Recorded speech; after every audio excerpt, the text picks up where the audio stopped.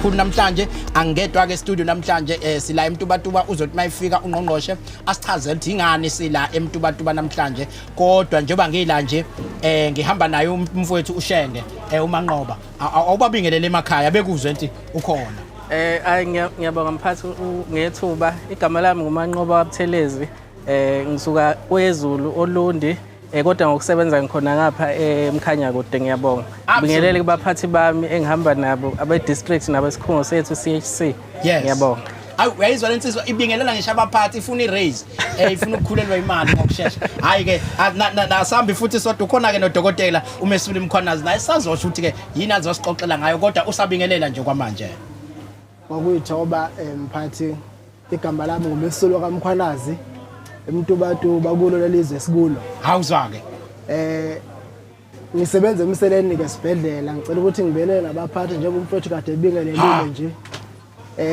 uphinde ngibelele nomphakathi wonke walapha eMtuba awuzwa ke silethe umfowethu la oyingcwepheshi owazi kangcono ngalento yokuphathwa kwamehlo ukuthi afike abe khona la azoxoxa nathi but ngaphambi basiqala ukuxoxa nawe umfo kaMkhwanazi ngiyangithanda ukuthi mangilethe odokotela abasebancane ikakhulukazi uba siyazi sinentsha la sinabantu abasakhula obamotivateayo ngiyabona futhi uintshalo suthi uyabona nje ezomotivate kubaningi abantu ozoba motivate masingathola ubani okwabani usukaphi ubuwenzani wena uzugcine ufike la ukhona usithathe nje suke primary school ngafunda kulesi sikole nami nokuleyo primary uzosho ukuthi hawu khona udokotela waphuma la ngifunda khona shothi nami ngingaba udokotela so ngiyafisa ukusithathe nje mawungachazela umuntu nje hlangana emgaqweni ubani umfo kaMkhwanazi igama lami nguMesuli kaMkhwanazi njengoba kade sengeke ngasho eqaleni khona lapha eMtubatuba ezweni labakhwanazi awuzwa ngokufunda ke ngifunde esikoleni esikhona khona lapha eMtubatuba yes ngiqale ngafunda ePhepha primary ngafunda esikothini secondary ngase ngifunda eNdimande yes emva kalokho ngihambile ngayofunda eUKZN ngifundela ukuba udokotela wamehlo absolutely njengamanje ke ngisebenza emseleni esibhedlela esingaphansi komkhanya kude uMasipala absolutely isibhedlela ke esiseva amaklinika awu10 siyabonga kakhulu niyaqhuba kakhulu cha mina ke ngiyazi ukuthi njengoba sinayo namhlanje sizoxoxa ngento ethinta kakhulu amehlo omunye umuntu uzoyibuza ukuthi ke amehlo isifo noma kuyini mawungachazela umuntu ongazi lutho ukuthi iyini into lethinta amehlo nokunakekela kwawo nenichaze nithini mawusuke nje uchazela umuntu ofikayo ongazi lutho ukuthi kuyisifo kugula noma mhlawumbe into nje okhula nayo into yakini uma uchaza ukuthi kuyini isifo samehlo noma nje nikubeka nithini manikubeka amehlo kahle amehlo isitho somuntu esisemzimbeni yes kodwa indlela esibucaye ngaso sibalekile ukuthi ngaso sonke isikhathi uhlala ucophelele ukuthi uyasinakekela ngayo yonke indlela ngoba uma ke kwavaleka amehlo suke sekuphelile ngomuntu ngoba ziningi izinto ongekwazi ukuzenza amehlo uma engasaboni ngakho ke ngoba silapha nje sithi sizoxwayisa abantu sizobafundisa ukuthi kubalekile ukuthi amehlo enakekelwe ngoba mongabanakekeli ziningi izifo zamehlo ezikhona ongayithola usuyithola ngenxa yokuthi ubebudedenge kunakekela amehlo akho absolutely futhi sizofundisa abantu ukuthi lapha emkhanya kude kumasipala waseMtuba ukuthi bengadembeseli behlala emakhaya umuntu mayesezwile ukuthi unenkinga yamehlo akahambe yofuna usizo emtholampilo mawukuthi emtholampilo uyafika khona ufica abahlengekazi mhlawumbe udokotela akamtholi khona bazokwazi abahlengekazi kumnika idate kaDokotela uzofika kuleyo clinic leyo kodwa ke mhlawumbe dokotela mawungangisondezela ukuthi na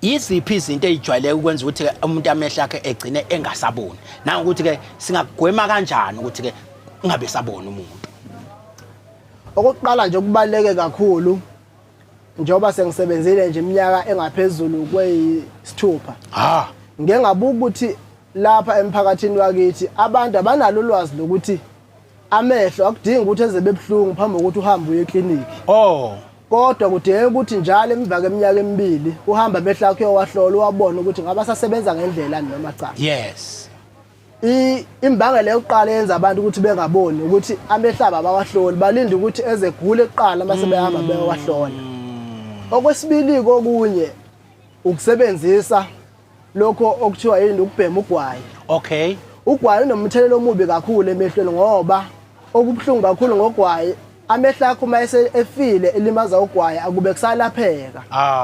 Okunye futhi ukuthi umuntu noma ngeke kubale konke ukuthi umuntu mayezwa amehla akhe eluma nomezwa ngathi kunenhlabathi lokho ecikica kanjena emehlweni. Lokho kucikica lokho uyayishintsha indlela ihlo lakhe elime ngayo gcina selicindezeleka ihlo selime ngenye indlela okungalapheki futhi kalula ikakhulukazi izingane ezincane nje. Siyagqugquzela ukuthi izingane ezincane ikakhulukazi lezi engazi ukuthi izibona kanjani. Ungcono umuntu omdala ngoba mayekhula usuke esazeni ukuthi hayi mina bengingaboni kanje kahle kahle. Lezi izingane ezincane ke isafunda isikole imvamisa sike siyibona ingane ithi yabona kanti ayiboni. Siyacela kubazali ukuthi ezingane ezincane kakhulukazi begqugquzela ukuthi bayehisa emtholampilo noma esibhedlela esiseduze ukuze bazoyihlola bebone ukuthi odokotela ngabamehlawo asabona kahle. Ngizobuya ke la kule nethi ke kukhona nohlobo lokudla ekumele siqikelele ba ngiyangizwe kuthiwa nazi izinto esidlayo lezi ikhona ezigcina ziyobulala kukhona nokudla njengodokotela nenethi ke cha mawunento ephathe ethinta amehlo oqikelela lokhu nalokhu ukudla ukuthi akusale eplatini lakho. Kukhona ukudla ngiyabonga kakhulu ithuba kukhona ukudla okuthile okubalekile ukuthi uma uwumuntu uhlala ukuvakashele noma udle khona ngaso sonke isikhathi. Mangaqala ngibale nje ukheroti. Ukheroti akukhona ukuthi wenza amehlo bemhlophe kodwa ukheroti unenye imineral ebizwa ngecarotene. Icarotene iyona yenza ukuthi amehlo akho ekwazi ukubona kahle ngisho nasebusuku. Okunye futhi ebusuku kumnyama. Okunye futhi okubalekile ukuthi ukudla esikudlayo sijwayele ukuthi ukudla okutshaliwe. Singajwayele ukudla sekuthola sekukhandiwe kusemathinini noma kusejene ezithile sekuprocessiwe. Sibuyele emasimini sidle ukudla okufresh ukuze yonke into ekhona emzimbeni wethu nama cells ethu omzimba ezohleze ehlanzekile ekwazi ukusebenza kahle. Siyazwa ke kuthiwa mawuthi uyabheka khona nalento ekuthiwa i-cataract noma ungwengwezi oselihlasele abantu abaningi mhlawumbe mawungakulichathi luyini lolungwengwezi le-cataract and ke igwemeka kanjani mayinto egwemekayo. Ngiyabonga kakhulu baba. Ungwengwezi ke ngikhuluma kahle ngoba lapha nje emphakathini waseMtuba ngisebenzela khona. Ikhona iclinic engisebenza kuyo. Ungwengwezi isifo samehlo esihamba phambili ekutheni abantu bengaboni emehlweni noma abantu begcine bezimpumputhi. Iningi labantu nje kuthiwa bazimpumputhi ngasemakhaya ngenxa ukuthi banongwengwezi abazi ukuthi ungwengwezi umkhanya kude nesibhedlela ezikhona lapha emkhanya kude usuyakwazi ukuthi mawonalo ukwazi ukubona bekulungise ukwazi ukubona kahle ufana nabantu bonke. Ungwengwezi ke kusuke ehlweni lakho kunezinto ezithile ehlweni lakho engama structures ezikhande ihlo. Kusuke kunendawo ethile ehlweni ebizwa ngelens esuke inezinye izinto ezinamathele khona ehlukahlukene ezenza ukuthi uma ubuke ngathi cha kunenkungu noma kungcolile. Isikhathi esiningi ke kuyeza ngokuthi mhlambe usukhulile kodwa kwesinye isikhathi futhi makuthiwa kuyenzeka umuntu uke wakushaya kuyenzeka iphihlike leyo lens leyo mase kuphinda futhi kukhande kungwengwezi. Kwesinye isikhathi futhi kuyenzeka ngesifo esithile sokunase emzimbeni mangingabala nje oshukela abantu abaningi abanoshukela kuyenzeka umuntu ethole senongwengwezi. Kodwa ngenhlanhla ngenxa yokusebenza ngokuyikhandla district director no MEC nebhedlela nodokotela ungwengwezi seluyalapheka. Uyakwazi nje ukuthi ufike uhambe eclinic yangasekhaya ufike ubuze usuku lukadokotela ukuthi udokotela uzofika nini. Onke ama-clinic lapha emkhanya kude anazi izinsuku zodokotela. Ufike uthola usuku lakadokotela mase utholile usuku lakadokotela bazokwazi ukuthi bekuqondisa nalo suku udokotela akazofika ngalo. Udokotela mase yakubona ekuhlelela usuku ukuthi uhambe ke uyongula ungwengwezi. Indawo esingula kuzo ungwengwezi ikhona eMosford esibhedlela. Kodwa futhi masibona ukuthi ungwengwezi lakho selulukhulu kakhulu siyakudlulisela engwelezane. Engwelezane mayibona ukuthi sekungaphekwa amandla ayo futhi iyakudlulisela emakhodi esuke isebenzisana neAlbert Luthuli. Hayi cha ngiyabona wagogoda wayifunda zonke le ibhedlela wayiphasa. Manje ke umbuzo engizobuza ngikuzwile uthinta kancane ukuthi kunokuhlobana lapha kushukela nokungaboni. Ukhona nokuhlobana okukhona ekutheni mawunosifo sashukela bese ugcina ungasaboni futhi. Ngiyabonga kakhulu baba.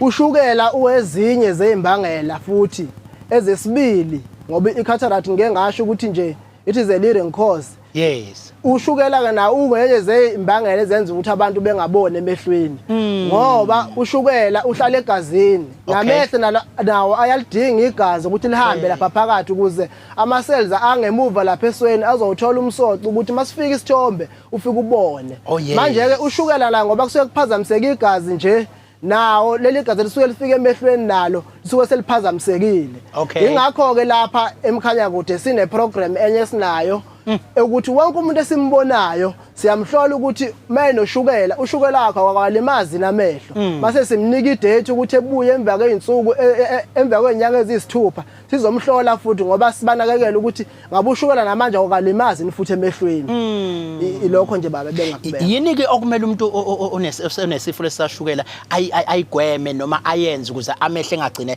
elimala ngokusheshsha umuntu nje ongashuke onoshukela engakusho ukuthi mayesezwile ukuthi unoshukela kusukela lapho kumele eqale ezihluphe efuna udokotela wamehlo ukuze ezomhlola ukuthi ngoba esenoshukela amehlo akhe abakathinteki ngabi ngoba ushukela mase ukuthintile emehlweni akube kusalapheka kuba ngcono mawusabona uma usabona kuyakwazi ukuthi cha sikwazi ukuthinta lapha nalapha ukubona okukhona ukwazi ukuthi kube reserved manje ke umuntu mayenoshukela nje bengakamboni udokotela wamehlo kusukela namhlanje akahambe emtholampilo ongakubo ebiza usuku lwadokotela ukuthi udokotela uzoza nini kule clinic leyo absolutely mawukuthi udokotela mhlambe kuyenzeka ukuthi ufika kanye ngenyanga ecele kuba hlengakazi ukuthi bemqondezi naleyo date leyo mawukuthi ekhaya kude noma ezolanda amaphilisi akhe kube leyo date leyo ukuze udokotela ezombona ngoba isifo sashukela sibucaye kakhulu ngoba sona uma sike nje sangena emehlweni akube kusalapheka siyazame ukuthi sikise kongolezane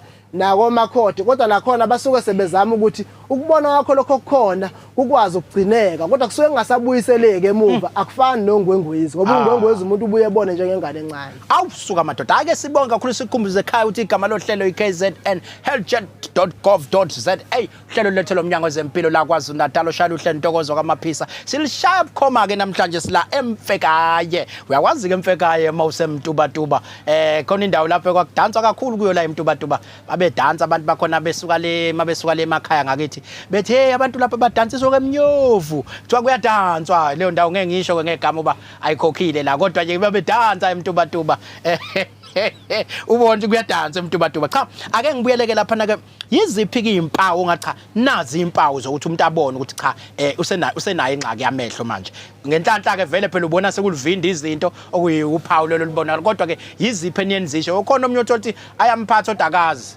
ayithole seshawa amakhanda njalo eshawa yini njalo but iziphi impawu ungamnika nje umuntu ekhawutha wona mase ubona 1 2 3 sekungenzeka ukuthi ingxaki yamehlo ikhona ngiyabonga kakhulu mpoka amaphisa okokuqala nje engakubeka ikakhulukazi kubazali bethu noma kodade wethu abano 40 kuyaphezulu imvamisa bebe nestress noma bebe nengcindezi ukuthi hayibo nakho manje ngingasabona emehlweni sekwenzakalani yebo kujwayelekile ukuthi uma usuneminyaka ewu40 ungabe usakwazi ukubona eduze okay sekwathola la kwi-research ukuthi umuntu bekwaqala nje wathinta u40 akabe sakwazi ukubona kahle eduze ubona umuntu eseqhelisa esesondeza eqhelisa esondeza awusuka madoda isizathu salokho ukuthi ihlo phakathi linento ebizwa ngelens eme kanjini yes mawubuka kude lento iyaqonda kanjena mawubuka eduze iyagoba manje masufika ku40 isuka isikhathele ukuqonda igoba masuthi uyabuka eduze mase uyaqhelisa kanje lokho nje isani yokuqala ukuthi amehlo awusaboni kahle ngoba manje ayisagobi ngokwanele kuzizofoka seduze okwesibili ke kwesisikhathi umuntu uthola ngiyithanda lena dokotela lezi zinto ezigobayo neziqondayo eseyikhathele zibaningi mawusuna 40 absolutely qhubeka dokotela anguphazamisi ukuthi omunye umuntu uyithola esethi umbala obomvu orange okunye kwesibili lokho ukuthi mawuthi uyabuka uyithukusa udidanisa imbala ukuthi umbala lo hayi lo mbala ubomvu kodwa manje ubone ngathi orange lapho kusuke sekunenkinga khona iphathi ehle bizwa ngeoptic nerve yona esusithintekile enye ke nayo iphathi ebucayi kakhulu leyo ehlweni lomuntu kodwa futhi kwesinye isikhathi kuyenzeka uthi mhlambe ubuka abantu ubone ngathi abantu banabachashaza noma banezithombe ezimnyama ezihlukahlukene lapho ke kusuke kuthinteke enye indawo futhi esesilweni ngemuva enye sign nayo leyo ukuthi cha usunenkinga yamehlo okubalekile ukuthi mawubona lezi zinto lezi noma ubona ilanga noma ubona inyanga uyibona ingasewona uround kahle hle noma ubona into eround eglobe ingasewona uround kubalekile ukuthi uphuthume nje Nkosi yami kubalekile uphuthumeke lapho uhambe uyobona udokotela wamehlo noma ubona abahlengikazi eclinic ubachazela ukuthi mina sengifundisiwe ukuthi ngoba sengibone lezi zinto lezi kubalekile ukuthi ngihambe ngiyobona udokotela wamehlo okunye kokuhle okwenziwa umphathi umama uNkosazana uNomagugu no district director no CEO ukuthi basipha futhi neprogram yezibuko izibuko kwezimahhala uyacela ukuthi abantu beze ezibhedlela ngokuhlukahlukana kwabo bezothola iservice yamahhala ngoba lama services awabo lawa uyazi ungiphuca nje bese ngizothi mina onjani ogcina ke ngiyakuzwa uyachaza ukuthi omunye ugcina sebona iTV ngathi iround omunye abona ilanga liyisikwele kusuke sekuqala ukonakala onjani ke lo sekufuneke athola izibuko uthola omunye kodwa sekuthiwa hayi kufuneka yohlinzwa kusuke sekukuphi ke lapho mase kuthiwa akayohlinzwa noma kuthiwa kathola izibuko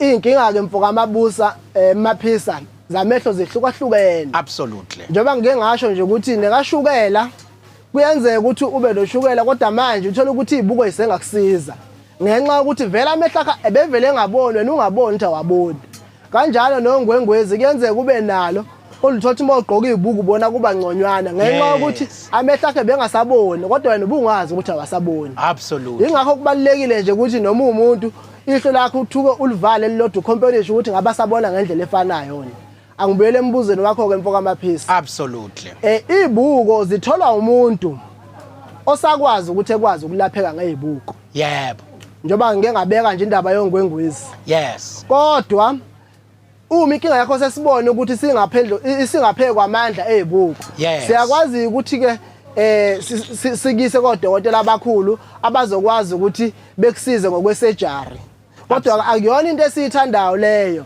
ingakho sigqugquzela abantu ukuthi nje abasheshe befike emtholampilo bezothola usizo ungaze kuthiwa manje sebeyokwenza isurgery ngiyabonga abantu hayi sibonge kakhulu igama lohlelo i-KZNHealthChatDotGov.za silishaka mnandi sila emfekaye emtubatuba awusuka amadoda inkulu KwaZulu-Natali semkhanya kude akubingelelwa ke la emkhanya kude ithi sanibonani mawubingelela uthi sawubona ngoba mawuthi sanibonani umuntu uzocabanga ukuthi uyababona labahamba nabo bese kushaya uthi nje sawubona bese uyadlula ke kahle awusitholi isibhaxo kodwa mawubingelela umuntu wathi sanibonani hayi zakhala usho ukuthi uyababona laba engihamba nabo akusenani kasikho lakho ngiyanifundisa nje ba ngiyayishaya itourism mina wathi omnye terrorism itourism ngiyayishaya itourism ngiyasambela isifundazwe cha mfowethu usugoqa umyalezo kongawukhipha ukugcina ukuyala ke manje abantu inyanga le yokugqugquzela abantu ukuthi beqaphele bebhekelela amehlo abo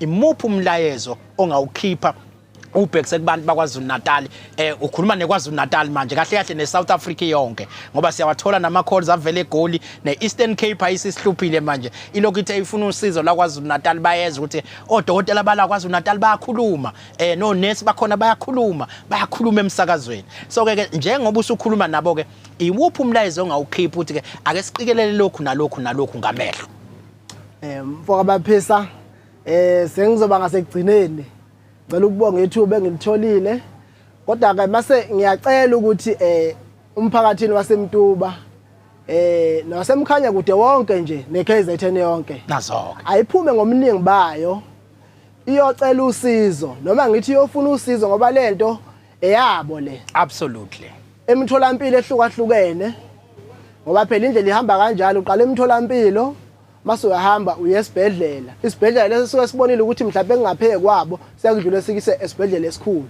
abaphume ngomningi babo babe khona nje abanenkinga yamehlo kusasa lokho kusayo umuntu ehambe eyofuna usizo ukuze uma ukuthi mhlawumbe unenkinga yamehlo ekhona emehlweni yakhe akangayazi yena izotholakala engaze ebe impumputhe kodwa usizo lukhona la mahala njengamanje ke ngizogudla ngejumane ngoba ngiyazi ukuthi ke inyanga futhi le ebuye ibhekelele nekuthathwa ke kwemithi kuthathwa kwamaphilisi yikho silande ke umfokashenge namhlanje uManqoba weManqoba uyaphila mfowethu awuxoxela iSouth Africa into le efundelwa ini ufuna kube naziphi izifundo wenzeni kahle Ngiyabonga ngombuzo wakho mphathi. Absolutely.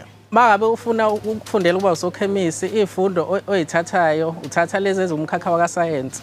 Kakhulukazi ke baye befuna ukuthi kube yilezi zo mathematics, physical science, life science, bese kuba mhlawumbe English. Kodwa ke nakhona muyithatha ngaba mhlawumbe English ngo first language noma additional language. Bese kuba ukuthi ke mawusuzenzile awugcini ukuthi nje uyithathe kuphela kufanele usebenze kanzima ke ukuze uthola amamaki amahle ukuze ukwazi ukuthi ube semathubeni ukuthi bakuthatha ukuthi uqeqeshelwe ukuba usokhemisi ngoba usokhemisi ke wena usuke edila nokuthakwa kwamakhambi ngaba amaphilisi noma imithi bese kuba kuyahluka ke imkhakha umuntu asuke efuna ukusebenzela kuwona bese kuthi ngokwamaphoyinti kuyaye kufanele ukuthi okungenani ngohlelo lwamanje njengoba i-curriculum iyayishintsha seku 33 points sokusho ukuthi kufanele ukuthi uzame ngempela ukuthi uphushe uthola amamaki amahle bese kuthi ke mhlawumbe mawukuthi wawufunde ngalendlela endala nathi le esaphuma ngayo kwakufunakala ukuthi ubeke u38 points kodwa ke mawukuthi uyayimisela kuyenze ukuthi ukwazi ukwa-achieve la umamaki amahle then uyahamba ke izikole zikuthatha ama-varsities lawa akwazi ukuthi aqeqeshele ubukhemisi. Yiziphi ke izinto ekubalekile okufanele umuntu abazazi beyiqonde emalana nokusetshenziswa kwemithi yasentshonalanga ikakhulukazi khona le mithi lesesinika okuthiwa kubalekile ukuthi uyidle uyiqede imiphi le engikwazi ukuthi ngithi igambaqa ngiyengibona abanye bethi hayi lokho ngingakuthenga eshalofini eminye ngizokuthiwa hayi kufanele ibhalwe udokotela kulungile yenjani sekuthiwa kufanele ngibhalwe udokotela baphela ngabe nami ngiyaya lapha ngisho ukuthi hey ngibonile umfana wasekhaya esindiswa yilento aninginikeni hayi benqabe bale lapha nama sekufanele bekunike kusuka sekwenze njani. Ngiyabonga kakhulu ngombuzo. Into eyenza kube nomehluko ukuthi kubalekile ukuthi kuwonke umuntu osukuzowuthatha kube ukuthi unolwazi lokuthi uthathelani. Kungabe ukuthi uzowuthatha nje ngoba nakho mhlawumbe omunye umuntu uyawuthatha. Ikhona ke kodwa le ejwayelekile ukuthi hayi muphethe mhlawumbe ikhanda uyakwazi ukuthi uhambe uyoyicelela iPanado bese kuba khona ke ukuhlukahluka kokusebenza kwayo khona into ekuthiwa ama-shadowing status okusho ukuthi kuyahlukaniswa ngokwezinga la imithi ukuthi isebenza kanjani. Ileyo ke mhlambe esuke isezingeni eliphezulu esuke idinga ukuthi uqala ubone abantu abaqeqeshiwe ukuze bakunikeze umuthi wakho ngendlela efanele. Bese kuthi ke ekubalekeni kokuthi uthatha amaphilisi akho kubaleke kakhulu ukuthi uwathathe ngendlela le osukuyalelwe ngayo kungaba mhlambe isemtholampilo noma esibhedlela kakhulukazi mhlambe usokhemisi wakho ikhona ke lento ukuthi abantu bathi mhlambe kade sanda kwathatha amaphilisi ezizwe sengcono bese ezeswe ngcono athi hayi ngiyawayeka lamaphilisi kuyingozi kakhulu ke lokho ngoba ngizokwenza umzekelo ngama antibiotics sokusho ukuthi amaphilisi lawa asuke esiza nje ukubulala amagciwane mawukuthi wathatha isikhathi singakapheli osikalelwe sona noma oningakapheli kuba namathuba ukuthi ube sengcupheni ukuthi mangabe sesibuya isifo kungabe kusabalula ukuthi ulapheke kalula kunamathuba futhi ukuthi siphinde sisheshe sikuphathe ngoba amagciwane abesuke engakabulaleki konke emzimbeni noma egazini so siyagqugquzele kakhulu ukuthi mabe uthatha amaphilisi wathathe ngendlela nje le osukuyalelwe ngayo uzwaqede bese kuba ukuthi okunye nje ngenza umzekelo ngakho mhlambe kumuntu osuke ethatha amaphilisi eTB yenze mhlambe ezizwe ngathi hayi usengcono manje bese yawayeka amaphilisi lokho kuyingozi kakhulu kuyena kuyingozi kakhulu futhi kubantu labasuke sondelene nabo ngoba iTB leyo mhlambe esuke imphethe isuke ingakapheli ngokuphelela egazini sengenza ukuthi ke mhlambe iphinde imphathe esikhathini esingesingakanani mayisimphathile mayisebuya usengaba nenkinga ekutheni lamaphilisi lawa kade wathatha angeke sakhona ukuthi amsebenzele kahle ngenxa yokuthi mhla aseyazi ukuthi amaphilisi lawa asebenza igciwane seliyathi amaphilisi asebenza kanjani bese kuba nalento ekuthiwa i-resistant TB sengaba ke imono noma i-multi drug resistant okusho ukuthi ke mhlambe lapho amaphilisi asuke engasasebenzi sekungaba elilodwa noma mhlawumbe amaningi kwiqoqo lele kusuke kusetshenziswa ekutheni kulashwe iTB omunye umzekelo engawenza nje amaphilisi mhlawumbe lawa HIV noma isandulela ngculazi yenzeka ke abantu abawasebenzisayo umuntu ayibona ukuthi hayi ngoba ngathi sengi right manje asisekho isidingo sokuthi ngiwathathe kanti useyifaka engcupheni yena kanye nalabo futhi akasondelene nabo ngoba usuke engakhona ukubona ukuthi ngaphakathi kwenzakalani sekuyothi ke mhlambe ngoba kuyayikhamba izikhathi bese kuthathwa amagazi ukucheck ukuthi amaphilisi asebenza kanjani kuyothi mase kutholakala ukuthi hayi igciwane lakhe seliphezulu kakhulu bese kuyimasibona ukuthi hayi lo muntu mhlambe amaphilisi akho bengasawathathi bese kuba inkinga ke lapho ngoba manje usuke esezodinga ukuthi athathe amanye amaphilisi amaningi njengamanje kunohlelo nje lokuthi hayi abantu sebethatha iphilisi elilodwa kodwa mawuhlula ukuthatha nje leli lilodwa usuke usuyibeka engcupheni yokuthi ke igciwane emzimbeni liqhubeke libe namandla bese ke usukwazi ukuthi uthathe kulamaphilisi lawa ahamba ngamaningi kubaleka kakhulu ukuthi abantu bathatha amaphilisi ngendlela abasuke beyalelwe ngawo ngoba kakhulukazi nje ngoba ngenza umzekelo we-HIV amaphilisi lawa asuke esebenza ukuthi adambise igciwane egazini kanti makuthi awusawathathi kwenza ukuthi igciwane egazini lenza ukuthi libe namandla bese libulala amasosha omzimba bese libulala amasosha omzimba ke wena kusho ukuthi awusagadiwe bese uba nenkinga yokuthi izifo lezi ezingosomathuba njengayi-TB sengena kalula ke bese kuba ukuthi ke usutholakala njengomuntu osekuthiwa uyagula kodwa ke mawukuthi kuyenzeka lokho zikhona izinhlelo zokuthi sikusize ukuthi ulapheke ubuyele empilweni yakho ngendlela efanele. Kunomuntu othola uphuza amaphilisi. Yebo. Awaphuza ethi labantu bayangibambezela. Ngizwileke uyikhulume yokwayeka ukuthi kunobungozi ke. Kukhona othi uyazi njalo bathi angithathe 1 emini 1 ntambama lamaphilisi ngoba u20 mangawashaya kanye ngabe kade ngasinda ubukuphi ke ubungozi bokugambaqela yonke into kanye kuyingozi kakhulu lokho bamaphisa ngoba ngoba usuke uyaleli ukuthi thatha ngaleyo ndlela ingoba usuke kunocwaningo lenziwe ukuthi kuzulapheke kufanele ukuthi uthathe isikala esingaka so wena musu uthatha bemaningi ngoba mhlawumbe uthi hayi ayangibambezela uzoyidalela ingozi yokuthi mhlawumbe kube ne-overdosing esingakwenza ukuthi ugule bese mhlawumbe experience lokho kuthiwa ama side effect bese lokho esithi izinto ezimbe ezikwenzakalelayo uma uthatha amaphilisi so siyaye singagqugquzeli ke lokho ukuthi umuntu athathe ngendlela le asuke efisa ukuthatha ngayo yena kubalekile ukuthi ayithathe ngalethi nesuke simiyalele ngayo ngoba sisuke sazi ukuthi konke sikushoyo kusuke ukuthathelwe ocwaningweni oluthile olenziwe ngaphambilini. Absolutely cha omunye ke uzothi banginikile imithi ngase ngikhohlwa ukuthi ke lo owokwenzane lo ngiyakhumbula nje omnye ugogo kwakhunywa indaba ukuthi wayenikwe ikhalamani siyaze yokugcoba mawunezilonda wathi mayifika ekhaya wathi bebethe okwenzani lo mthi wawufaka esipunweni wawuhlaba eswini umuntu osuke sephuza umuthi wrong niyalela ukuthi kube yinto yokuqala yenzayo ukuze angayitholi esenkingeni.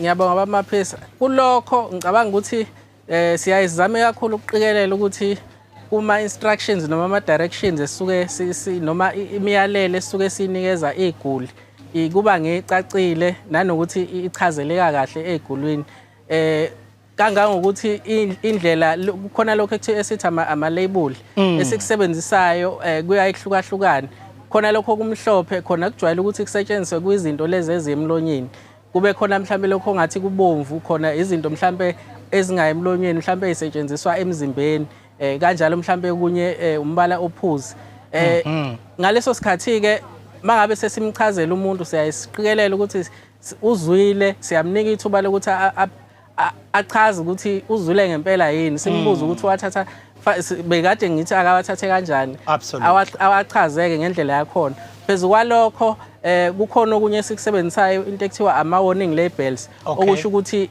ama labels okungama label amancane asuke enembala abaleqhamile imbala le ekhehayo ukuthi uyifunde so leyo mbala lawo ma labels lawo enza ukuthi makuna lama instructions abaleke kakhulu ukwazi ukuthi ubone ukuthi hayi la kuthiwa akufakwe emlonyeni lokho kuyafakwa so noma mhlawumbe okunye kufakwa eindaweni eziqandi esikanjalo kanjalo so siyasiqikelela kakhulu ukuthi siyazama ukuchaza kodwa ke mase kwenzekile ke lokho noma singeke sibe naso isiqiniseko sokuthi kusuke sekufike kanjani lapho kodwa mhlambe mawukuthi ugogo suke emdala kungenzeka ukuthi mhlambe kube khona leyo nto ye communication noma ukuxhumana okungabanga kahle phakathi kwalo ubekade emnika naye mhlambe ugogo.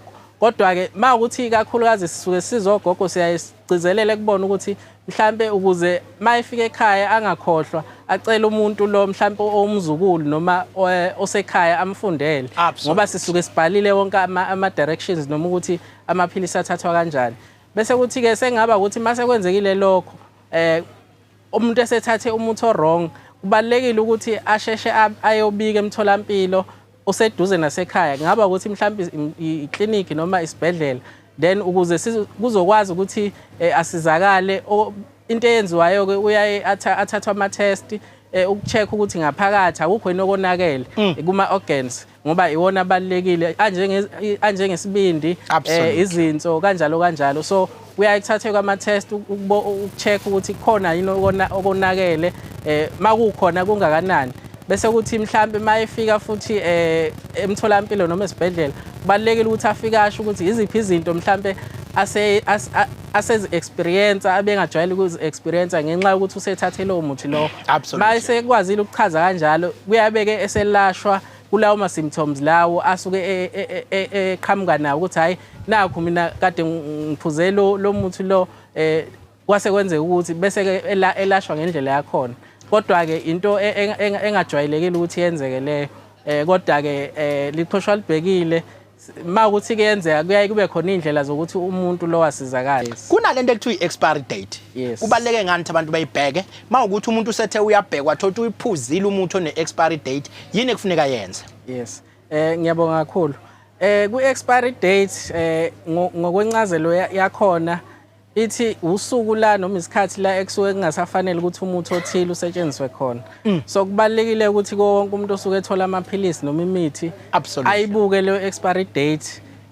Mawukuthi ke mhlambe kuyenzeka ukuthi ifikelwe isikhathi kufika isikhathi la kuthi umuthi wakho noma amaphilisi akho asedlulelwe isikhathi. Futhi kusuke kufanele ungabe usawasebenzisa ngoba asuke engasaphephile kuwena ukuthi wasebenzise kanjalo futhi nakulabo abaseduza abangakwazi ukuthi bawasebenzise. So kubaleke kakhulu ukuthi makwenzeka lokho ukuthi expire amaphilisi zikhona inhlelo zokwabuyisa emtholampilo nasezibhedlela. Ngicabanga ukuthi iKwaZulu-Natali yonke neNingizimu Afrika yonke zikhona inhlelo.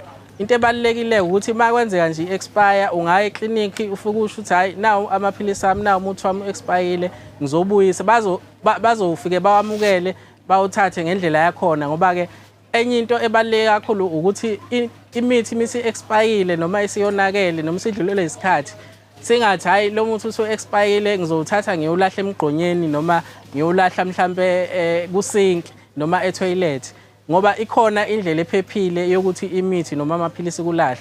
So siyagqugquzela ukuthi makwenzeka imithi ethile i-expire noma idlulela isikhathi siyibuyisele ezikhungweni zempilo kungaba iclinic njengoba bese ngibalulile ekuqaleni ngaba futhi isibhedlela zikhona inhlelo zokuthi amaphilisi asuke ebuya kuyiguli noma kumphakathi sibeka kanjani ukuze sikwazi ukuthi siyilahle ngendlela ephephile nefanele. Ngiyabonga.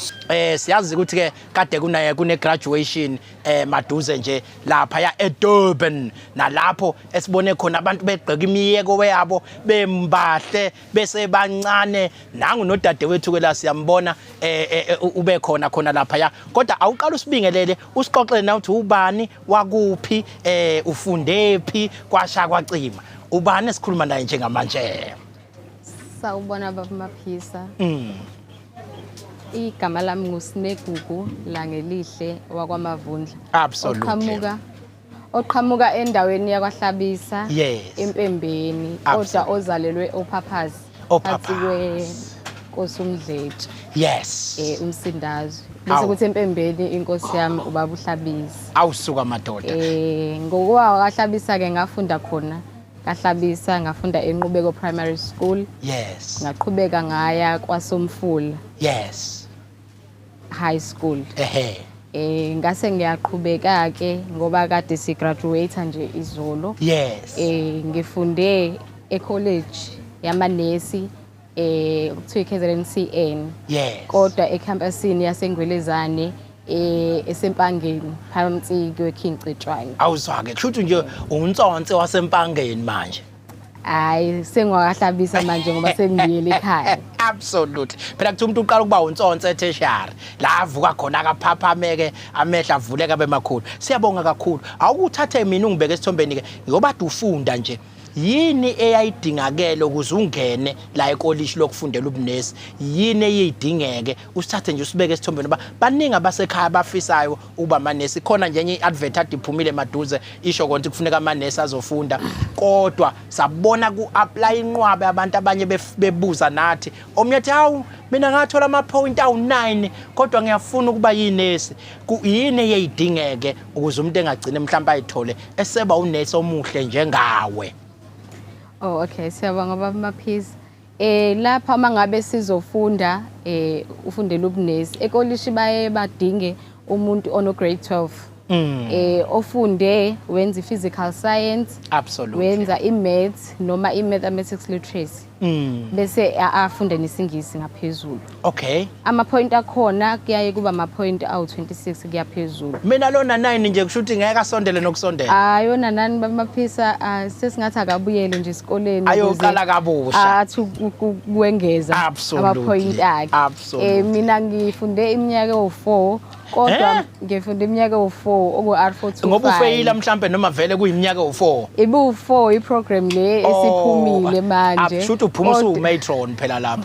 Phuma umatron. Uphuma nje uprofessional nurse uthola idiploma yakho.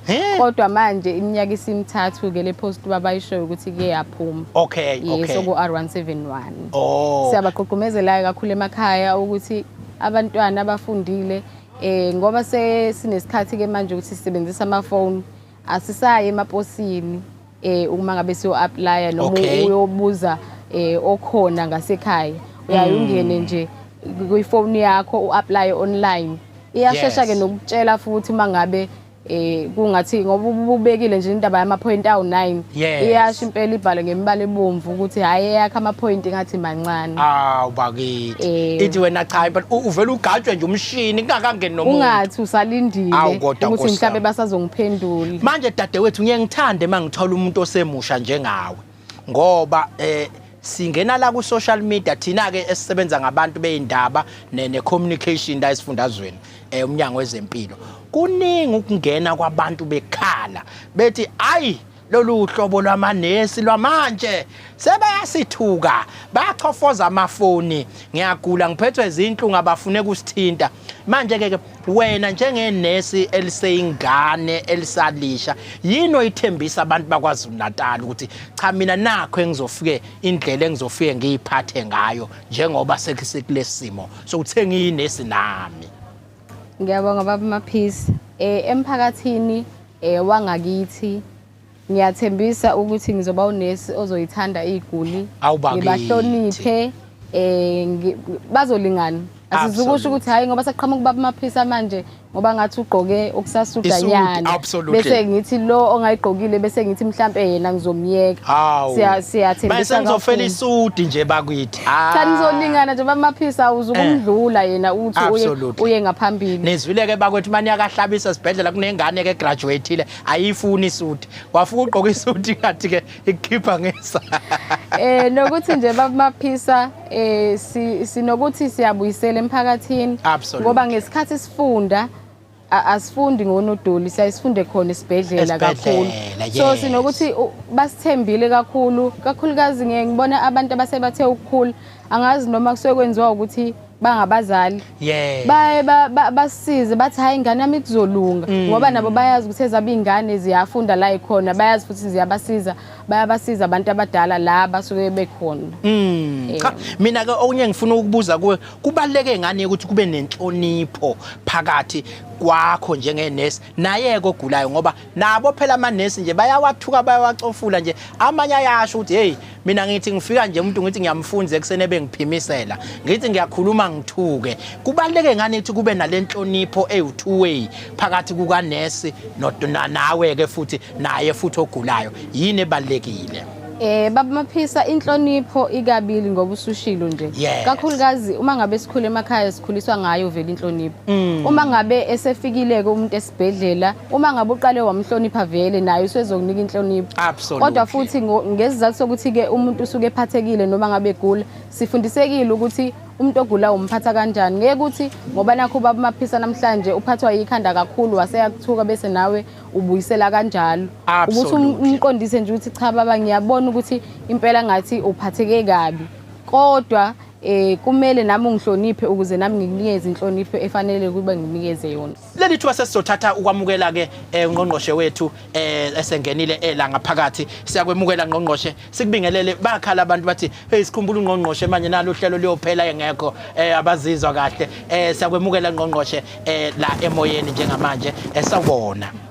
Ngiyabingelela Thokozo, ngibingelele kubabukele emakhaya, ngibingelele nakubalaleli emakhaya nabo bonke abasilandela kuma social platforms ethu ngithe ithanda kodwa ngibona ngingaphi manje. Absolutely.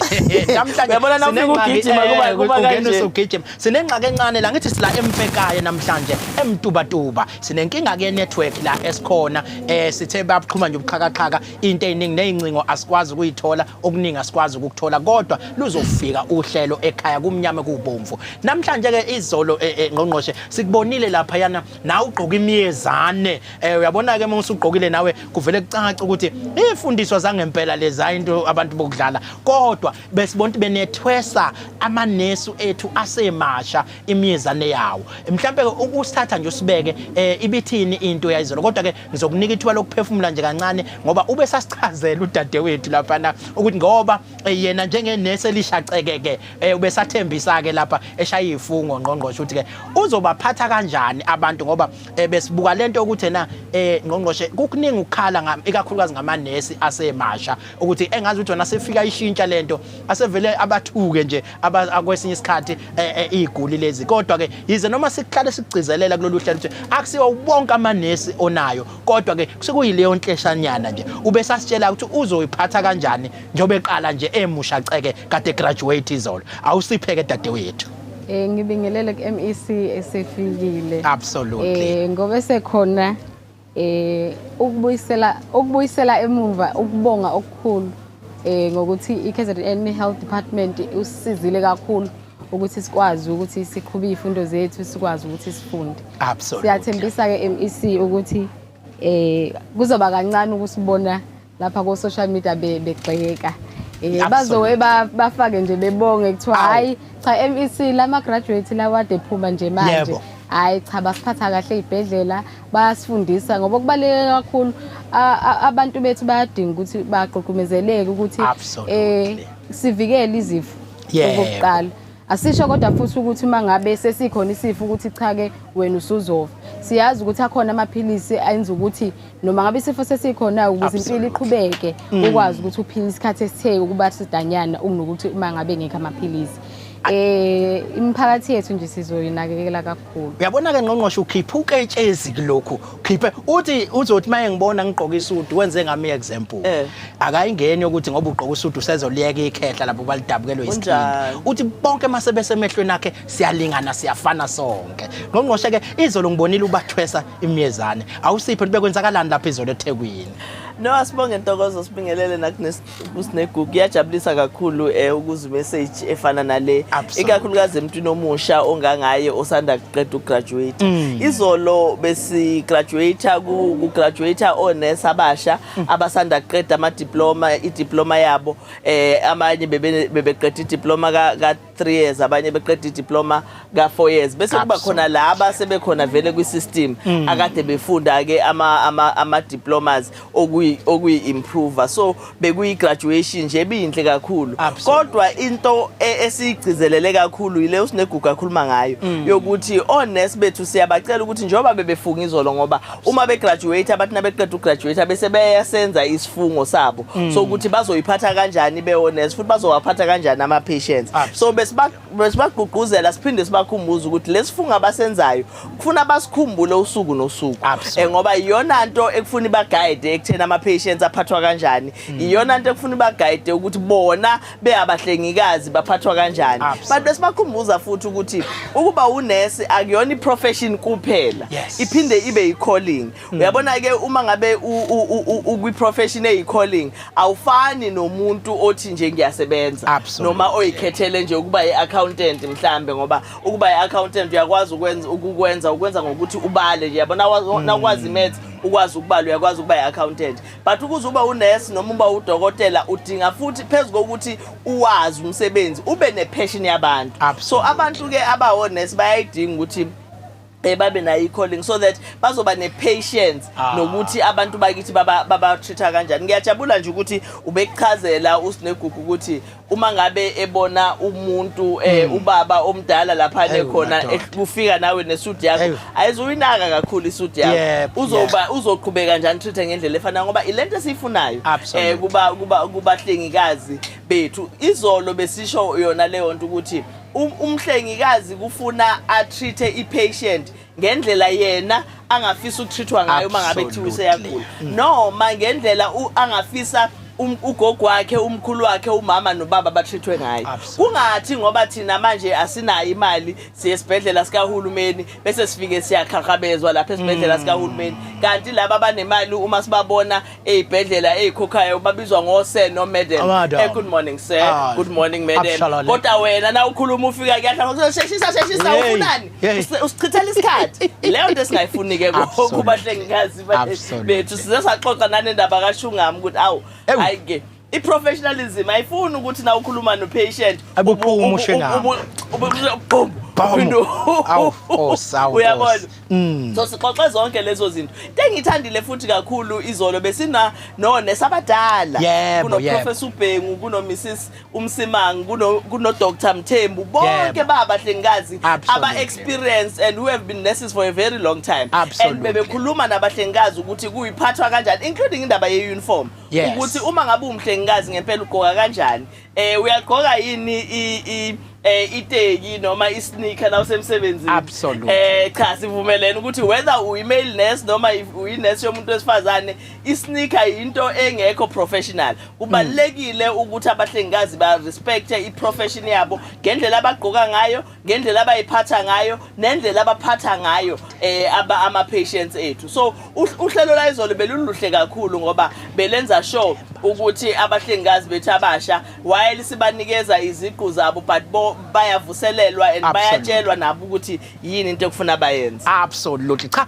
ngiyabona ke namhlanje sila imtubatuba emfekayo hayi inhle indawo yashisa ke emfekayo ngiyafisa isemfekayo la kodwa kuya ngophela emfekayo bengifuna ukubona ukuthi uyayazi uNgqongqoshe sila emfekayo emtutu awusihlabela sizokwenzani lapha namhlanje noma ungalibalanga absolutely cha sila emfekayo Ntokozo kune senior citizens parliament isishayamthetho saKwaZulu-Natali njengoba sihlale sixoxa nje phakathi nonyaka sibe nama-sectors nama-sectoral parliaments a-targeted kuma-groups athize in a society. Siyazi ukuthi naku-June kuba ne-youth parliament, naku-May kube ne-parliament labasebenzi, naku-August kube ne-parliament labantu besifazane. So ngo-September-ke kuba khona i-parliament labantu abadala senior citizens lapho abantu abadala ngoba banama-forums abanawo kuma-district onke abo ngokuhlukana bathi nabefika lana bakwazi ukuthi baxoxe nohulumeni including isishayamthetho ukuthi iziphi izinto abafisa ukuthi uhulumeni angabasiza ngazo abafisa ukuthi uhulumeni akabenzele khona. So njengoba silana-ke sizoxoxa nobuholi bama-senior citizens ukuthi bafuna senzeni bafuna silungisephi. Uyabona nje kwi-senior citizens parliament yaka 2019 babesitshelile abantu abadala ukuthi bafisa ukuthi uMnyango wezeMpilo lapha ezibhedlela uprioritize abantu abadala ukuze abantu abadala bangalindi isikhathi eside and as a result of that sa-implementa into esiyibiza ngokuthi ama-fast queues ey'bhedlela lapho abantu abadala bathi nabefika bangalinde equeuini bangene bahlale kwi-queue yabo bodwa and kube i-queue esheshayo. Siyathemba ukuthi izibhedlela zethu zonke ziyayi-implementa leyo process leyo, kodwa eziningi seyiqalile siyakujabulela lokho. So i-program enhle kakhulu ngoba iyakwazi ukuthi umphakathi uyixoxele directly nohulumeni nangama needs abo specific. Ngiyathemba ukuthi bayayibika nabo inkinga zabo abantu abadala ukuthi yini ababhekene nayo lezinkinga uba nexoxa lapha ngaphakathi niyayibuka. Kunjalo yabona nje enye yezinto njoba silapha ngaphakathi namhlanje abacela siqinise ile yekhemisi eduze nawe. Bayacela ukuthi bayabona ukuthi sinazo indawo eziprovider ikhemisi eduze nawe, kodwa bacabanga ukuthi azanele. Bayacela ukuthi sizandise ngoba lokho kuzobasiza ukuthi bona bangahambi ama distances amade kakhulu ukuze bafike lapha bazothola i-medication yabo. Abantu abadala ke bahle ntokozo ngoba uma ngabe sebazi ukuthi baphuza amaphilisi ababona abayafani nale genge elingana nawe okufuna siloku sibakhumbuza njalo nje usuku nosuku ukuthi ungakhohlwa njalo ukuphuza iphilisi lakhe. Abantu abadala bayawaphuza amaphilisi. Abantu abadala futhi uma ngabe amaphilisi esephelile lawa ayimshanguzo noma ngabe umshanguzo wano we-BP oshukela bayazi ukuthi sekufuna ahambe ayolanda amaphilisi akhe.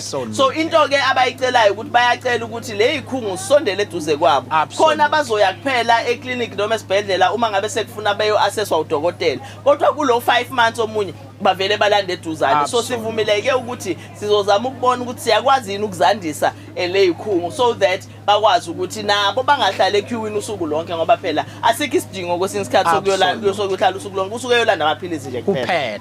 Ngicela sithathele lithi bangqongqoshe kunodade wethu lapha ngizothi ungangami ngoba nami ngikhulakhulile uMakhosazana Themba oyi-district director yakhona lapha emkhanya ukuthi untanga yethu angithi nami ngisho njalo bangiyazi ukuthi izinsuku zakhe nje baseyisondela khona imfalahlana mhlawumbe izophuma mangimsethi untanga ngathi wese ngifonele hey woza absolutely. Cha ngiyazi ukuthi ke udade wethu inyanga yokugcina lo noma kungenza ukuthi usuku lokugcina nathi la emnyangweni unenhlanhla ke nithi uzovaleliswa uNgqongqoshe uqobo lwakhe. Ngqongqoshe awumphamazi nje bese naye siphamazi inkosi yami okuvalelisa emoyeni emsakazweni iminyaka u45 esebenza. Usuku lakho lokugcina ngempela usuku lokugcina kade sikhala nje siyikhalisa ngale ngemuva sayikhalisa siyafisa asibingelele kwaMthemba ngimdlule sengigijima lapha. Siyafisa ukubonga nje kakhulu nge-commitment ayiphe uMnyango wezeMpilo ikakhulukazi, but i-district le aphuma kuyona yabona ke umuntu osehlala isikhathi eside kakhulu. Ngafika emnyangweni kwa-health mhlambe ngangineminyaka ewu-20 something ngangina 20 something ngisebenza ka-health ngingakabi olunye wayesekhona already futhi wayesenesikhashana impela ekhona. Mana-ke Ngqongqoshe kanti uqala uba uNgqongqoshe una 23 absolutely. So uMamthemba has been there and has been working for that long. So i-commitment yakhe to providing ama-health services emphakathini siyayibonga kakhulu. Kodwa sikubonga kakhulu okunye ukuthi akathanga ethi umntwana wendawo bese uma sethola ukusebenza ukuthuthuka bese ethi hayi ufuna ukuya eThekwini sesiyashawara decide ukuthi uzosebenza lana. Akafananga nabantu bakaNongoma omabhisa abadecide ukuyohlala eThekwini bona. Kodwa ke siyabonga kakhulu Mamthemba, really ayikho into noma ayikho indlela yokubonga iservice ende kangaka. Really amazwi ayasiphelela, but we really appreciate the work oyenzile and we appreciate the years that you have given to the department. 45 years. Awusiphe kancane ukuthi uzophuma wenzeni ke ngoba phela u45 years usebenza bese kufuna ukuyoginqika nesihlalo nje. Hayi ngathi kuzoba nzinyana. Awukakwazi ukuhlala ekhaya. Awukakahlala ekhaya. Mamthemba. Isikhwishi phela uMamthemba. Absolutely. Ngiyabonga kakhulu Ntokozo, ngibingelele kumagutshwa. Ngibingelele namanye ama-officials akhona. Absolutely. Ngiyalibonga ithuba engilitholayo.